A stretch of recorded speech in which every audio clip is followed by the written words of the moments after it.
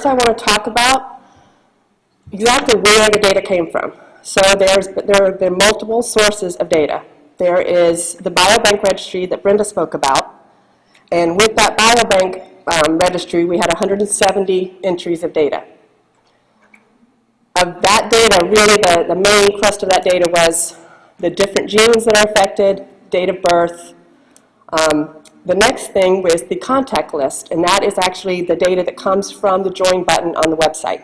So whenever you hit that join button and you go through and you fill out that information becomes on the contact list, and that was our other source. So all that together is the aggregated data that we're going to talk about. So just really quick, some definitions. Aggregate data is data that's combined from multiple sources and measurements for quantitative comparison. Data privacy, very important. Everything that the data was combined to show aggregate numbers. There's no individual data will ever be shared or was shared. And the data source is like I just talked about, where the data comes from. So these are the different areas that the data came from, and we had to merge all this data in order to do the reports and get as much information as we could. And that just shows the different entries. So from the contact list and from the biobank registry, there were actually 80 entries that were the same, were in common. So I merged all of that together in order to come up with 347 entries. Any questions on that?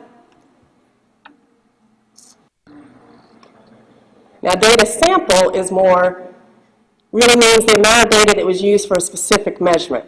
For instance, of all of those 347 entries, we only had 227 that actually had the gender information. So whether it was male or female, we only had 227 entries that gave us that information. The gene data, we had 258 entries.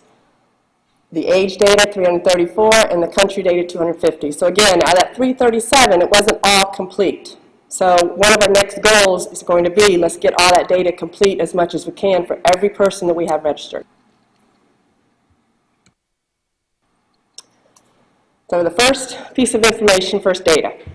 So this is from the data entries that we had that showed us what gene was tested positive. This is the breakdown. So for BRAF, comes out to 71%.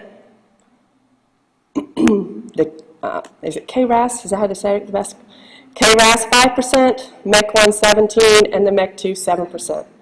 So again, of these 258 entries that we had that gene data for, whether it be from the contact list or from the biobank, this is how it breaks down.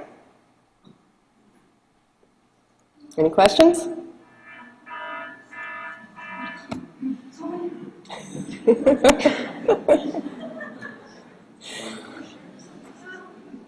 Also on this slide, just noted that there was 89 entries that didn't have the test data. But again, some of those 89 entries might have had the other data, so they were included in other parts of the reporting.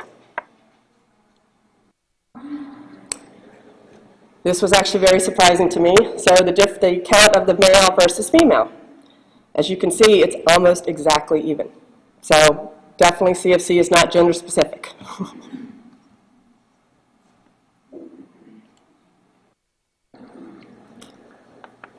So when you look at this one, this actually breaks down, for the genes that we know of, actually breaks down how many percentage of those are the males and the females. So as you can see, again, even within the different genes, it still comes out about even each time. So it really is, about 50-50 for each gene.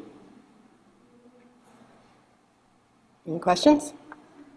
I must have done a good job. Nobody has any questions.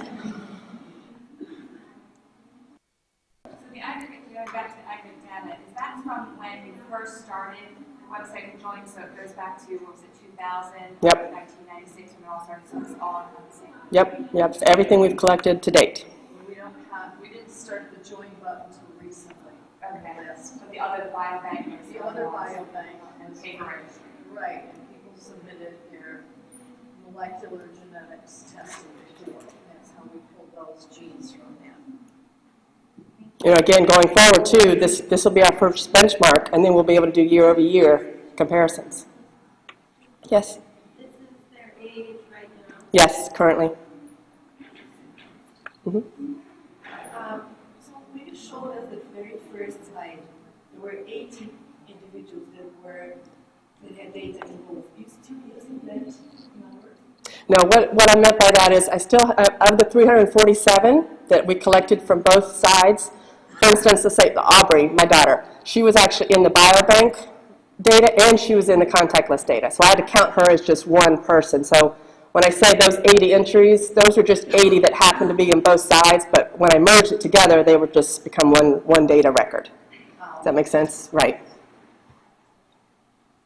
I just want to kind of, and to people that understand that even though you do the join button, your information, your gene information may have been still in the biobank. So there was 80 people that were in both places that when I merged them together, I could get all their information together.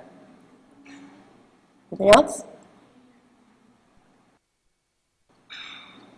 Okay, this one shows, and this one I know is a little hard to read, but this shows just the count by country.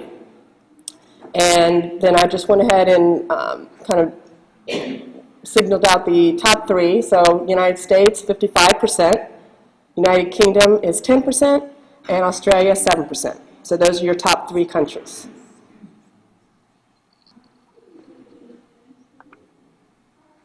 I'm going to look for that one for a little while. Again, we had 250 data entries for this category.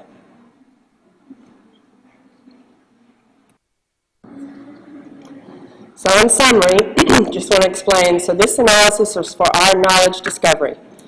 The more data that we can ever collect in the future, the more knowledge we can share. Again, and this is just for informational. We're not drawing any conclusions from this. We're not making any predictions from this.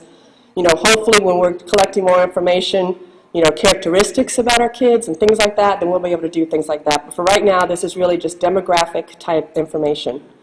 And again, I just want to say this is only beginning. The more we collect, the more we can do year over year and really show trends, and that's what's going to make it even more meaningful.